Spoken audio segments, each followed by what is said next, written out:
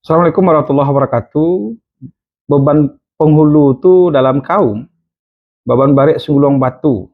Ada kemudian yang salah yang awak lakukan. Sebenarnya di kaum itu ada perangkat adatnya. Yang kemudian awak kenal dengan orang ampe jini. Orang ampe jini itu atau nama lain di nagari, kan adat selingkah nagari. Yang kemudian orang ampe jini itu adalah penghulu, manti, malin, dan dubalang. Masalah awak selama aku di Minangkabau, mau urus kaum, titik bekat, titiknya hanya kepada, titik tekannya kepada hanya ke penghulu. Padahal untuk menjalankan roda atau menjalankan tanggung jawab mengurus kaum, ada manti yang membantu, ada malin yang secara malin adat atau malin agama yang mengurus agama dan adat anak kawan-kawan, dan ada dubalang yang menjalankan titah atau perintah atau yang diputuhan dalam kaum. Salamoko, baban barek sengulong batu itu hanya dijalankan fungsi-fungsi perangkat adat di kaum, hanya dijalankan oleh seorang penghulu. Di beberapa nagari yang ambo berjalan, ketika ditanya perangkat adat di kaumku ada enggak?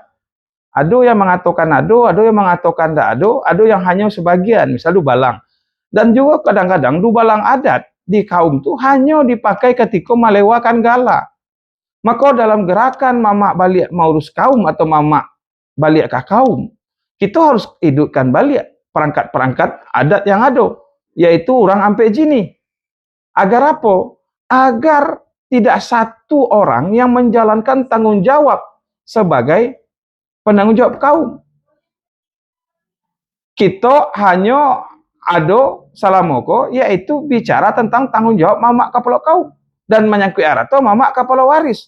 Tapi sawananya dalam adat, dalam kaum itu ada orang ampe jini, yaitu malin, manti, penghulu, dan dubalang. Kalau kita ingin bangkit Minang, harus menguatkan kaum.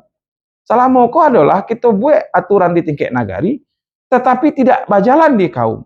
Kita sepakati di tingkat nagari secara adat, tapi kaum tidak terurus. Maka dalam gerakan mamak balik ke kaum, kita harus hidupkan, fungsikan kembali fungsi-fungsi perangkat adat yang ada di kaum, yaitu penghulu itu sendiri berjalan sesuai dengan adat, berjalan lurih bakatobana, kemudian malin, kemudian manti, dan dubalang.